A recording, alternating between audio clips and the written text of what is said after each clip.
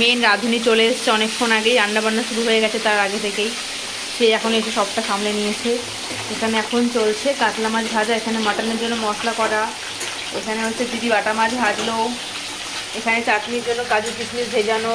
তারপর দেখাচ্ছে এখানে দিদি হচ্ছে স্পেশাল বাদাম দিয়ে পোস্ত দিয়ে শাকের তরকারি করছে। তারপর আরও দেখাচ্ছে ভাজা।